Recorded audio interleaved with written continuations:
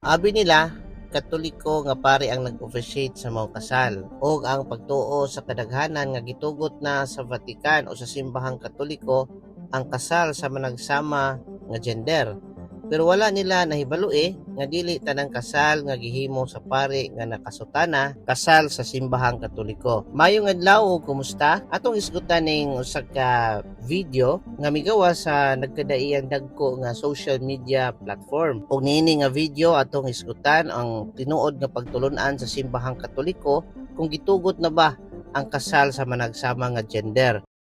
Sa mga nagsulti nga pari kini sa simbahang Katoliko nga gitugot na ang maong kasal, usa kini ka sayop mga igsuon. Kay kung nasayod lang ang kadaghanan, dili color pula nga vestment ang gamiton sa kaparian sa simbahang Katoliko matag higayon nga mupahigayon kini sa sakramento sa kasal. Kundi color white and gold ang vestment color ang ilang gamiton, simbolo sa purity o joy o kalipay. Ug sa diha nga atong gi-check ang maong pari, siya si Reverend Crescenciano Agbayani Jr., pari sa LGBT Christian Church ug dili pari sa simbahang Katoliko. Ug arita sa pagtulun-an sa simbahan nga kasagaran mangutana kung gitugot na ba sa simbahang Katoliko ang same-sex marriage. Ang atong tubag niya na nga klaro man sa pagtulun-an sa simbahan, Catechism of the Catholic Church paragraph 1601, nagingon, the matrimonial covenant by which a man and a woman establish between themselves a partnership of the whole life. So klaro nga ang kasal di ay sa simbahang Katoliko lalaki o babae. O klaro usab sa gisulti sa Old Testament sa Genesis 1:27 ang panaghiusa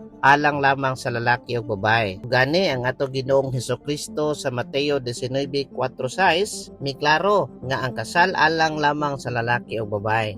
Nga matod pa niya, dili na kamo duha kundi usa na lamang. Unsaon man pagkahimong usa kung managsama ang gender. Nga giklaro naman kini sa atong Dios nga ang kasal alang lamang sa lalaki o babae. Og angay usab nato nga masabtan nga ang kasal usa ka sacramental sign o simbolo nga pakikiusa ni Kristo diha sa iyang simbahan. Og usa usab sa laom nga rason nganong lalaki o babae lamang ang pwedeng kaslon nga gitudlo sa Dios diha sa iyang simbahan tungod sa gitawag og procreation of life. Nga ang lalaki o babae lamang ang adunay kapasidad nga makamugna og bag-ong kinabuhi o mga anak.